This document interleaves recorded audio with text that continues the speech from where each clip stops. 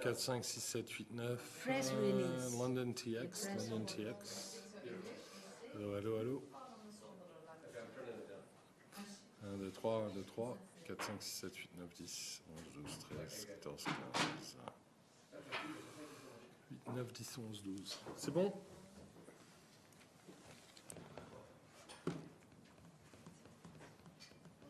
Bonjour.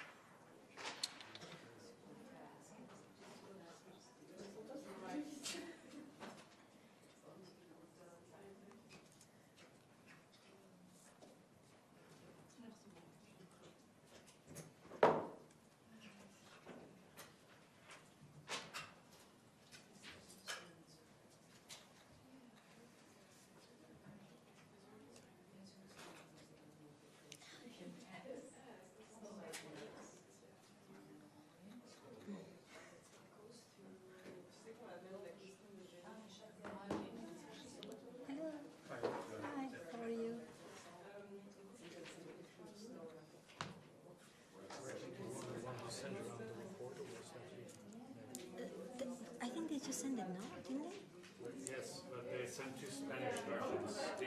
But that's what you said. They made a mistake then. I think that...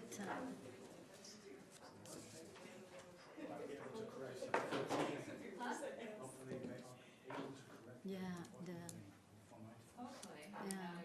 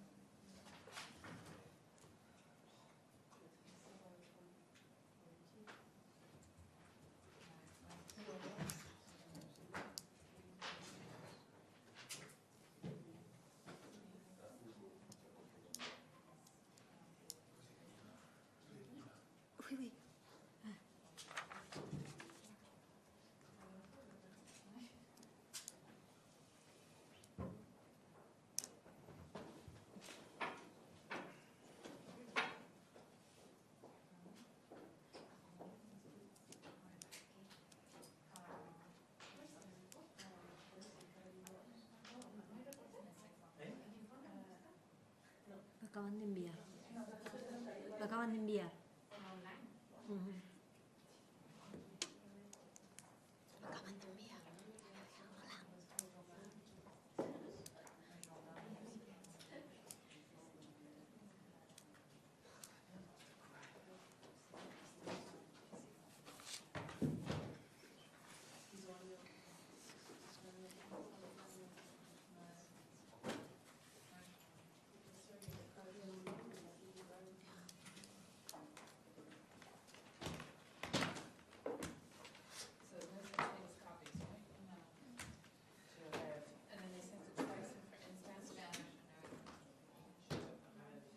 I asked that they send it in English.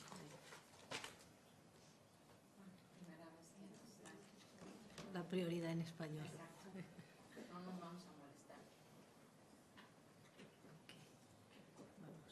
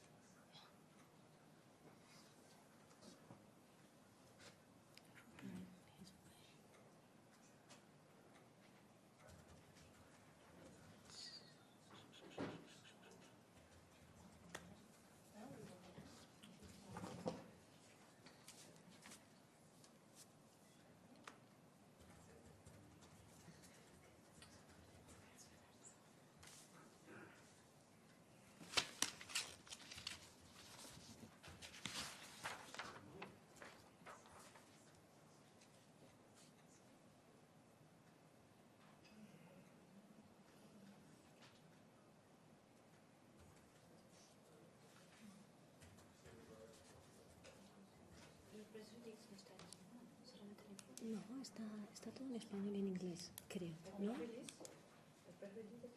Debería.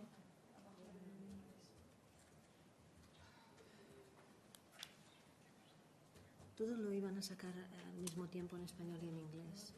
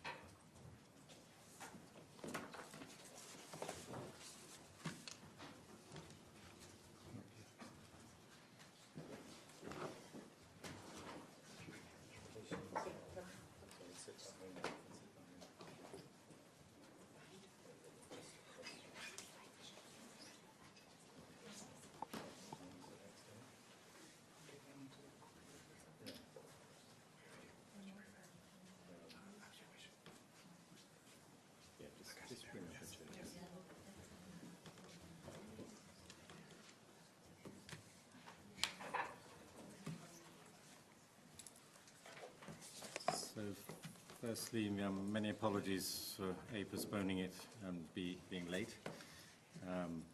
It's been a lot of changes the last minute. So without further ado, because I understand there's live broadcasts going on, I'll hand over to Emma, who headed the team of 4 people, who spent 3 weeks in the country and then have been working on the report since then. So Emma will just make a few introductory remarks, and then we'll take questions.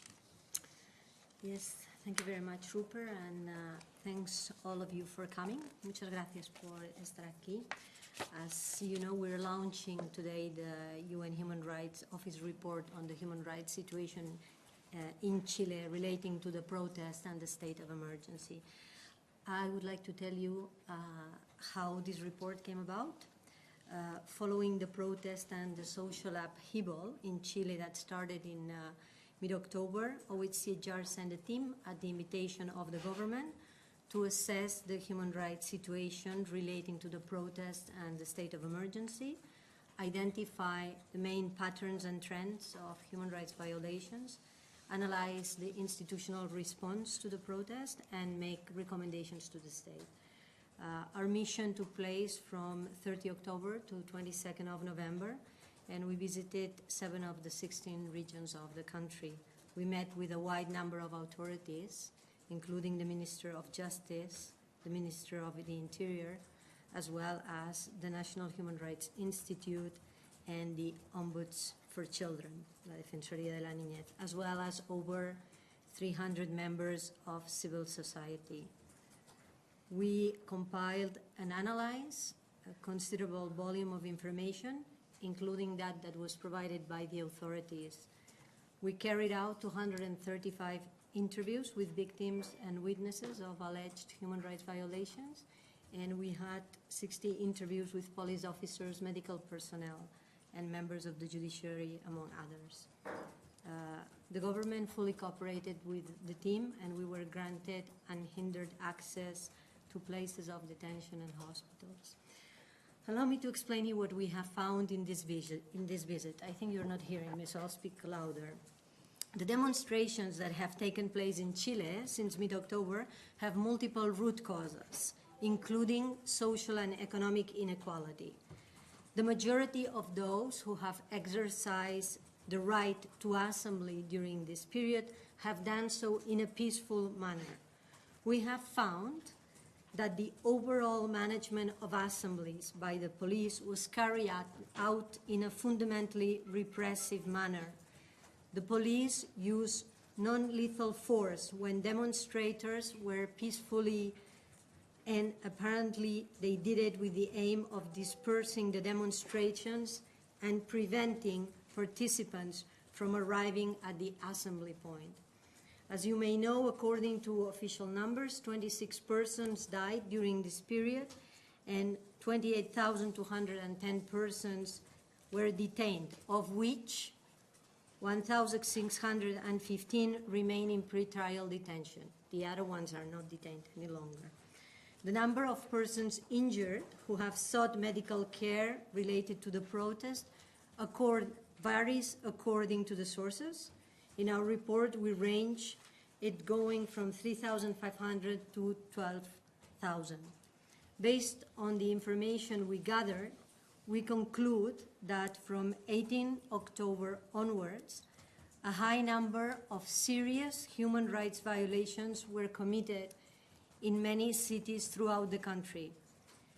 Human rights violations documented by OHCHR include the excessive or unnecessary use of force that led to unlawful killings and injuries, arbitrary detentions, and torture and ill-treatment, including sexual violence.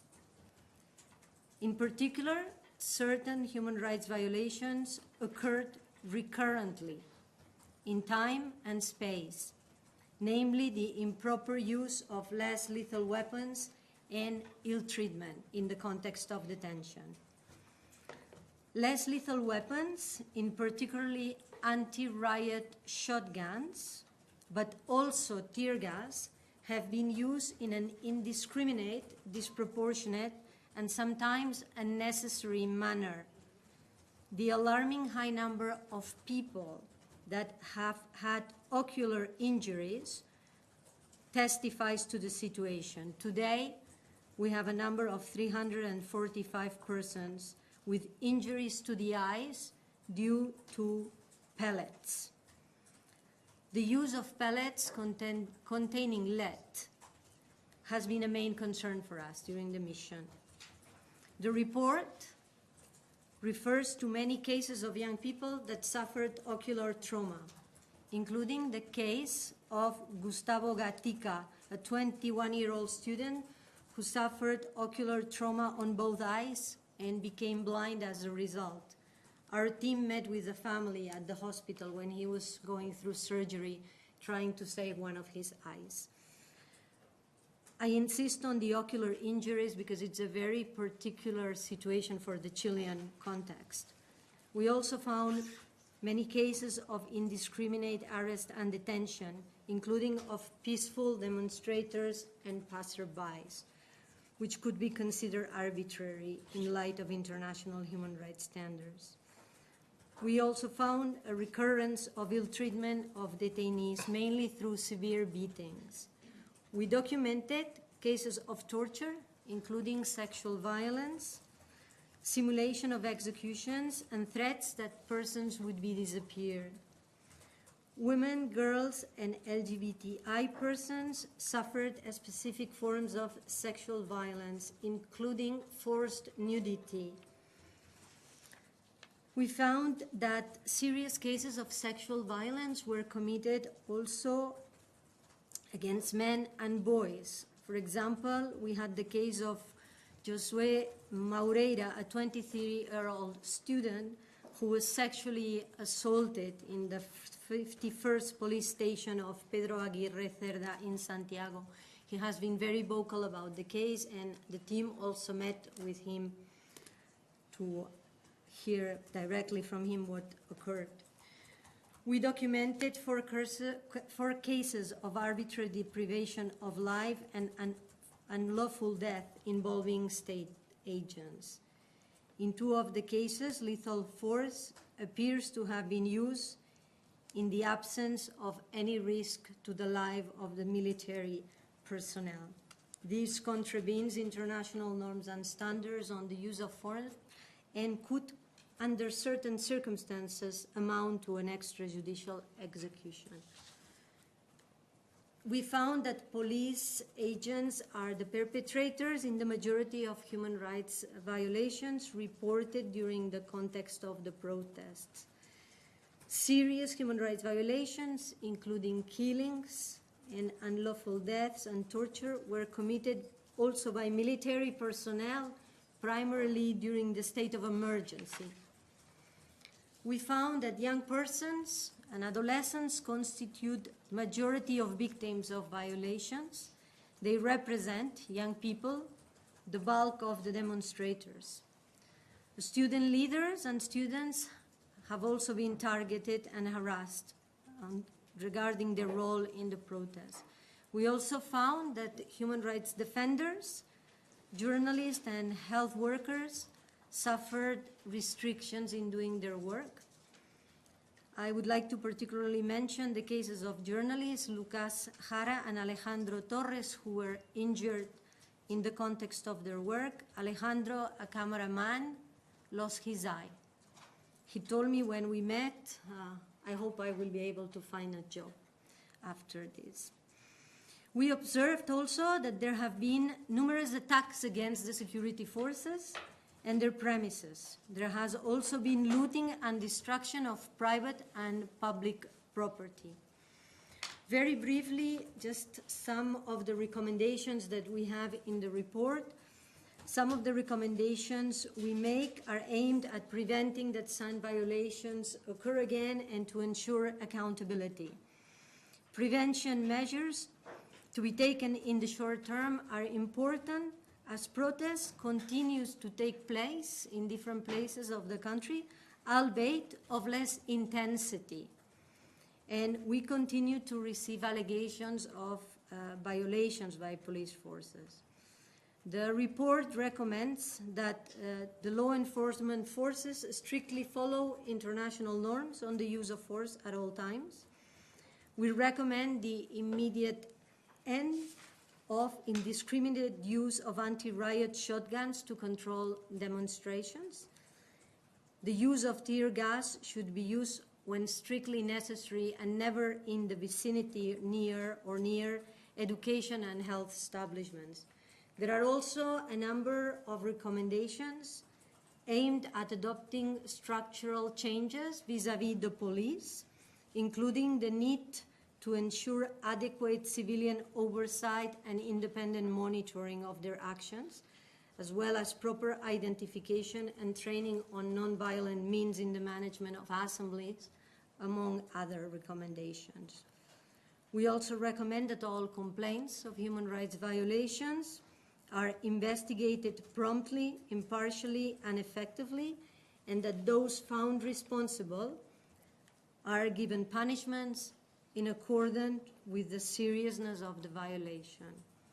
We encourage all the actors to follow up on the recommendations that we're making in the report, as we believe they can support the prevention of further violations and create the conditions for a meaningful social dialogue. Our report is not an end in itself.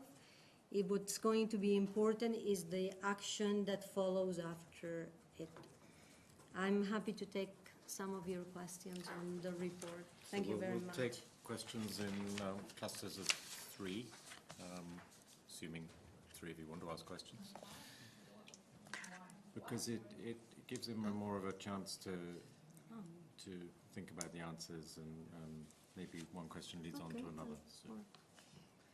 Yeah, Gabriela Sotomayor, Mexican journalist for Proceso. Yeah. You recognize the responsibility of the police in these attacks, but mainly, who is the main responsible? Is Mr. Mario Rosas, the leader of the Carabineros, or is the president himself, Mr. Piñera? Okay. Next. Yeah. Elena Rosa con Colombia Informa. Me gustaría saber si en el tema de tortura se hablaron de 2 centros de tortura clandestina en el metro Barcelona, en el metro Las Parcelas. Me gustaría saber si pudieron ver eso y qué vieron. Do we have a third question? Nope. Okay, we'll go for 2 then. Okay, concerning the first question about the responsibility, we conclude that there is a responsibility of the police on the commission of human rights violations. As to the individual responsibility within the police, we cannot come to a conclusion. This is something that, as the investigations go on, because their investigations are going at the moment in many of the cases, it will have to be established at national level. Our conclusion is that they are responsible, but we cannot enter into a decision of which is the individual responsibility. About your question about the clandestine torture centers in Estación Baquedano, we heard about it. The information was given to us, but we were not able to confirm that those centers existed.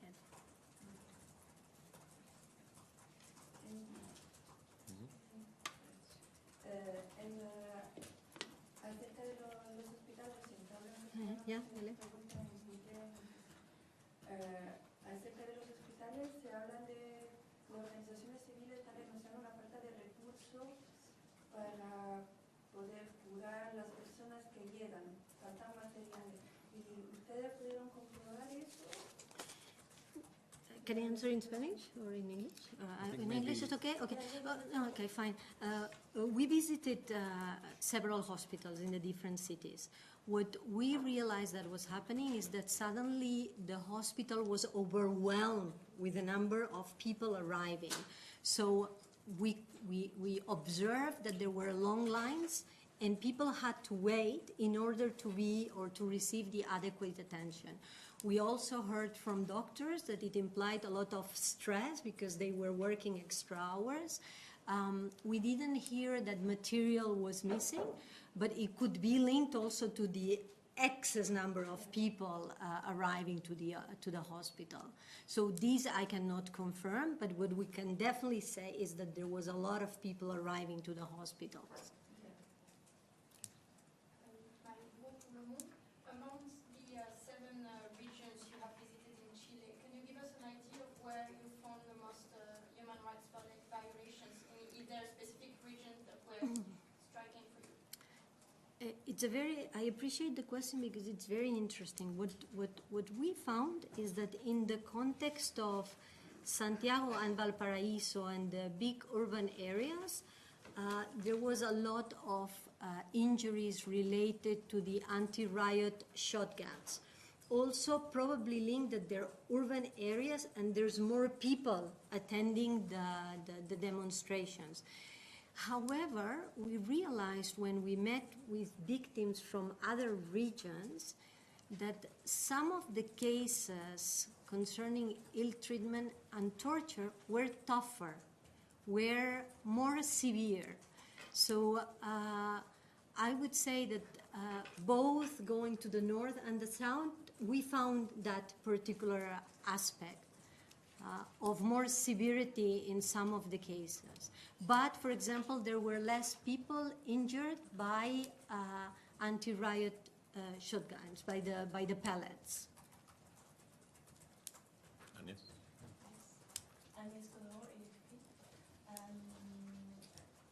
You mentioned the responsibility of the police in general and the multiple violations of human rights.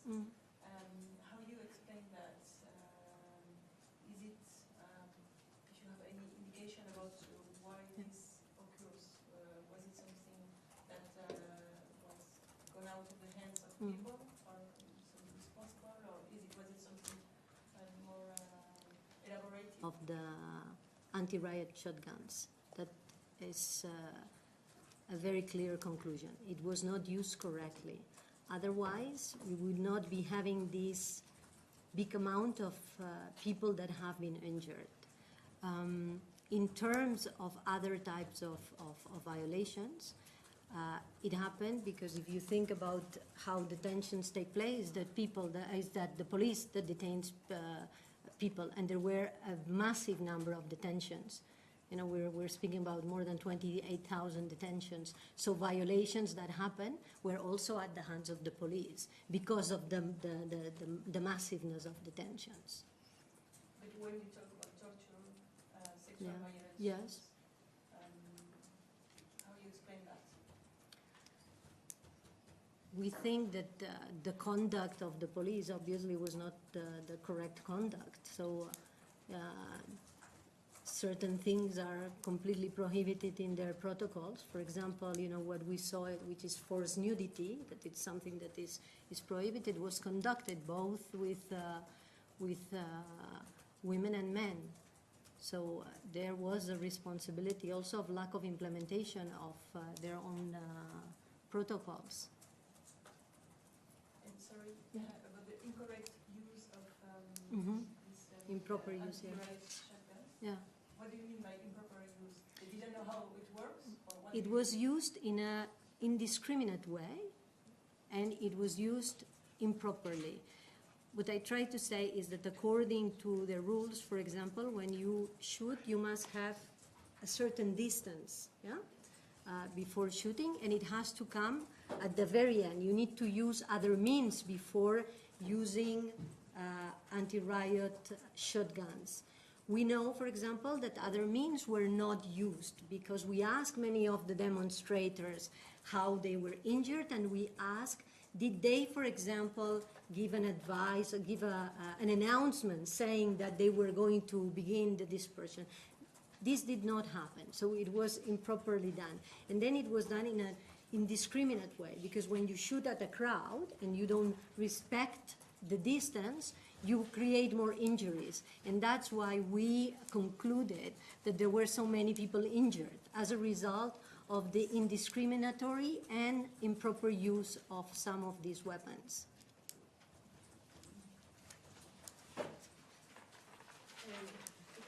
Isabel Saco for Spanish News Agency. Given the extent of the cases of torture and ill treatment, would you say that it appears to be like a systematic use of torture, or could you these categorize as isolated cases? The terminology we have used, as you will see in the report, is serious violations of human rights. And in some particular violations, we have said that they are recurrent. And the recurrent concerns the use of the anti-riot shotguns, the improper use and indiscriminate use, and the ill treatment. There were more cases of ill treatment than torture and sexual violence that we found. So I would say that the description that you're looking for is recurrent. What we say in Spanish, because it differs a little bit, it's grave y reiterado in some of the violations.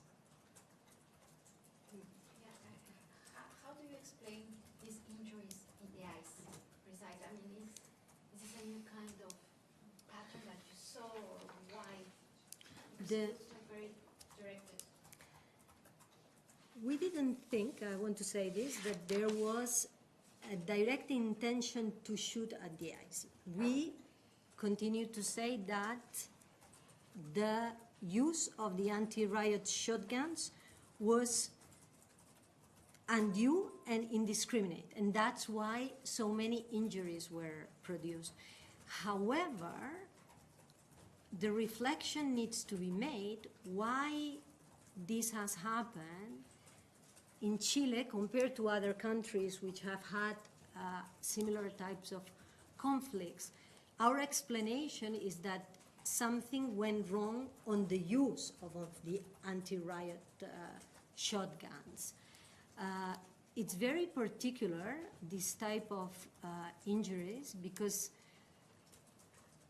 they are very serious. I mean, losing an eye is not like losing a finger. The consequence for the person is dramatic, you know, not only at the moment, but it has implication also for many other rights, you know, like the example I was referring of the cameraman, and he was telling me, I wonder if I'll find a job after. So the implications are very serious. We met many people that had suffered injuries to the eyes.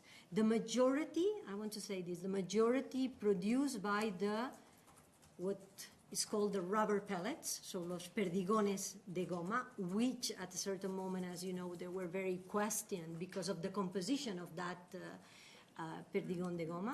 But lately we begin to see also, particularly because on 19th November, there was a decision by the chief of police that the use of the anti-riot shotguns was going to be stopped unless there was a risk for the life of the police officer. So this has begun, we believe, to be reduced a little bit, but now we begin to see as well people that are injured on the eyes due to tear gas canisters.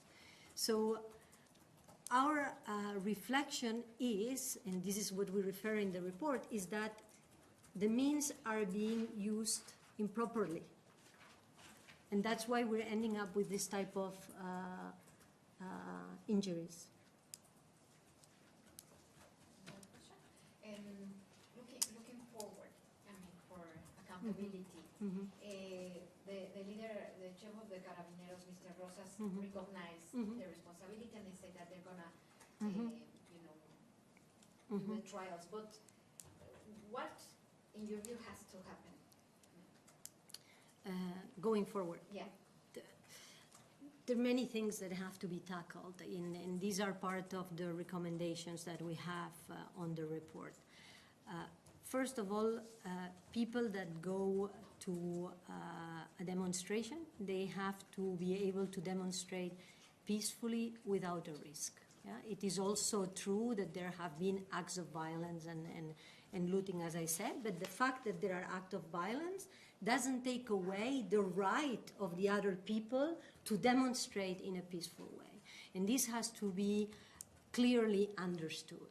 The second thing is that certain measures need to be taken at the level of the police, particularly concerning structural reforms of the police, because obviously what has happened shows that some changes need to be made. And for example, we refer to the importance of ensuring civilian oversight and independent monitoring over the activities of the police, including transparency.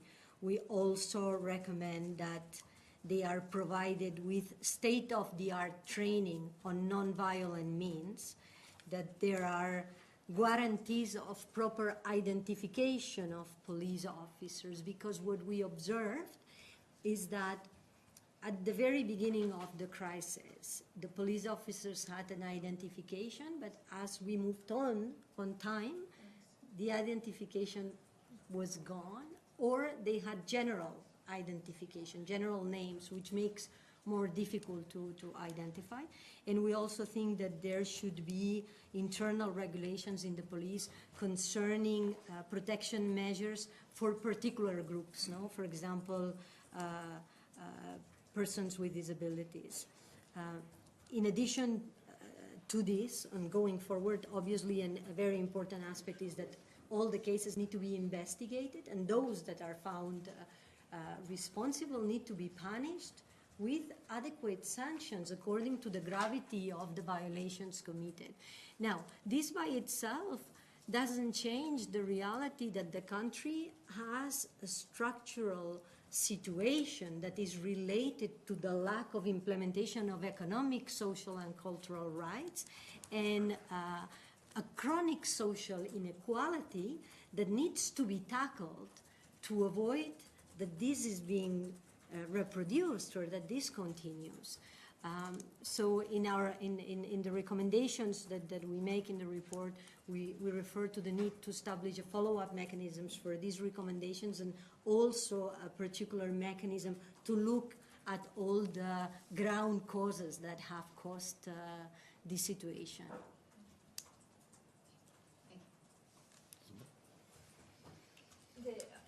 The delay that you took for the press conference and to send all the information, make me think about that you have been under pressure. Has been the case under pressure of the Chilean government, of the Chilean mission here in Geneva?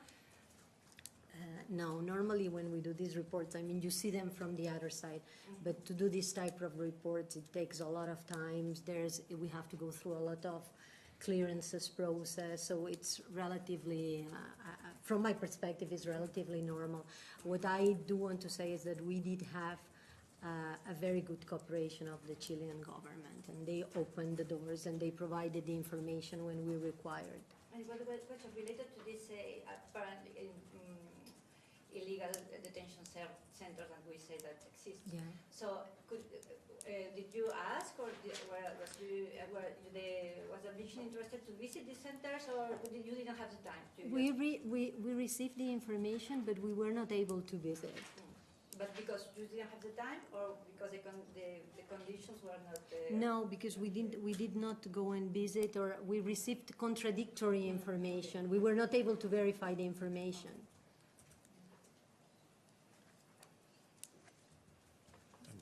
Maybe a question on the number of police officers injured according to the official numbers that you mentioned. Excuse me, just could you repeat the number of the detained people that are still detained? The last figures we have, I think that in pretrial detention there is 1,610, I think. But all these numbers are in the webpage of the Minister for Justice, and they are public, huh? Yeah. You say that the Ministry of Justice figures say that there are 4,900 people Yeah. injured, including 2,800 police Yes. officers, which is more than the majority. Yes. More than half. Yes. Is it such a high number of police officers in Chile? And if yes, how do you explain this? Yeah. Those are the official numbers, and you see a difference between those official numbers between the injured police officers and the civilians injured. But I just want to say that this is a source of information. If you look, for example, at the National Human Rights Institute in the country, which verifies information. What I mean is that they go and see people in the hospitals. They have verified up to the 6th of December that there are 3,449 persons injured. 3,449. These are people, civilians, that they have gone and seen, so they know for sure that they're there. So you also already see a discrepancy in the figures. Then if you look at the figures of the Ministry of Health, the figures are much broader. They refer to the number of persons that were that visited the hospitals in the context of this crisis, and the numbers that are much higher. So what I'm trying to say is the numbers of injured people have to be taken, with a little bit of caution. And look at the different sources. That's why in our report we refer to the different sources of information concerning those that have been injured.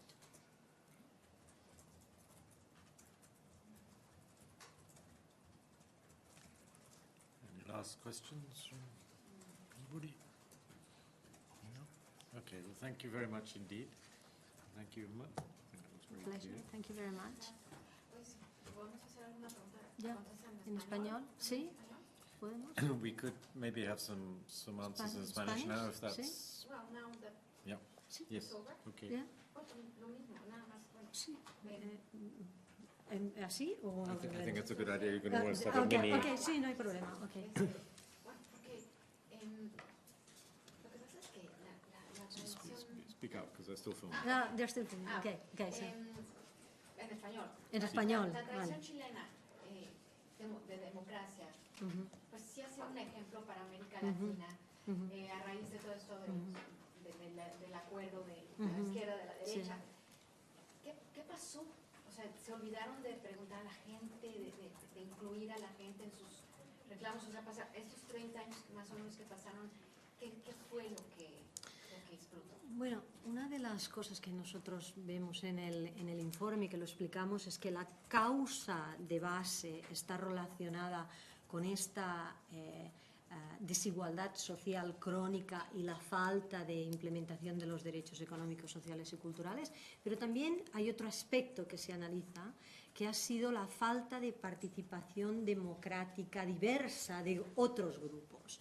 Por eso, de lo que nosotros hablamos en la recomendación cuando decimos que apreciamos, que celebramos que se haya llegado a este acuerdo histórico para el desarrollo de una nueva Constitución, decimos que es muy importante que el proceso que se inicie sea un proceso participativo e inclusivo que incluya a los diferentes grupos sociales para que sean parte de este proceso. Entonces, es efectivamente un tema que a lo mejor era parte de la problemática de por qué todo estalló, digamos, ¿no? Porque parecía que no se veía venir que el problema podía llegar.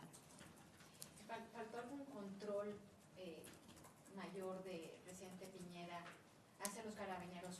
O sea, que cometió un error o por esta, no sé, fuera de control, de la violencia fuera de control, parece, ¿no? En las manifestaciones. O ¿quién aquí es el más responsable, ¿no?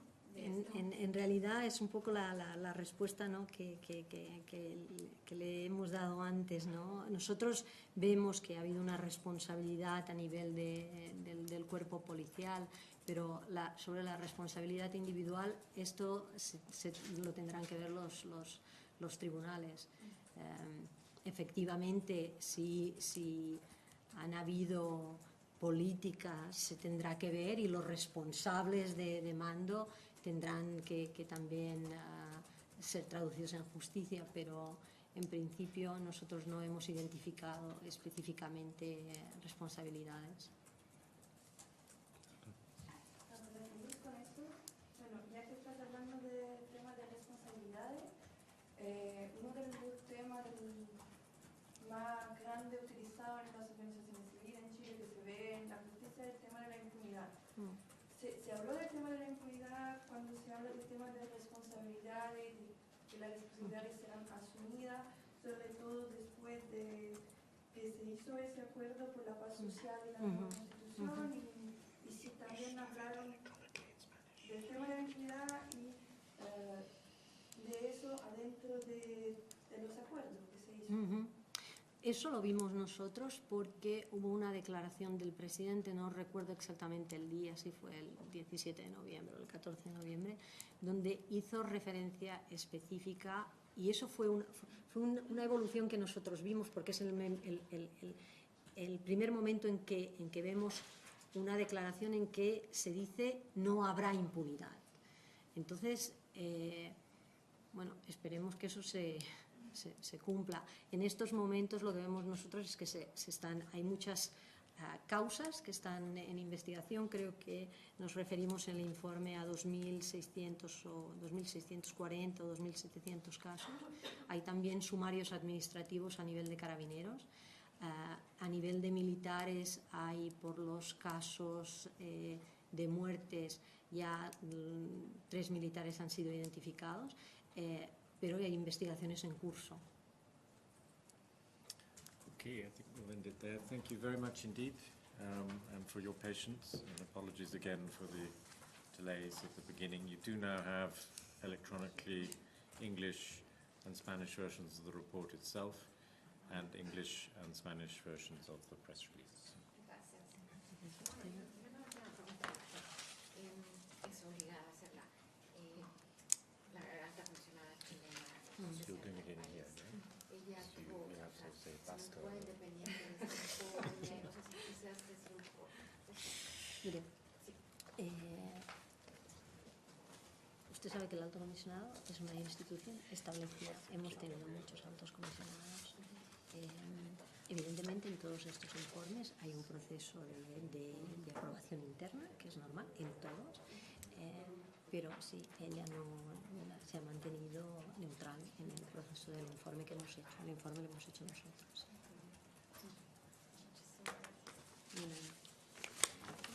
A mí me gustaría solo saber si ahora el mandato se terminó, si ustedes van a hacer un seguimiento sobre la situación. Sí, mire, si usted mira en el informe, hay una recomendación que habla del establecimiento de un mecanismo de seguimiento a todas las recomendaciones que tenemos. Lo que pasa es que este mecanismo estará establecido, anclado en nuestra oficina regional en Santiago. Y en ese mecanismo, el seguimiento se va a hacer desde allá. Y en ese mecanismo recomendamos que esté involucrada la sociedad civil y de los diferentes actores para dar seguimiento específico a las recomendaciones.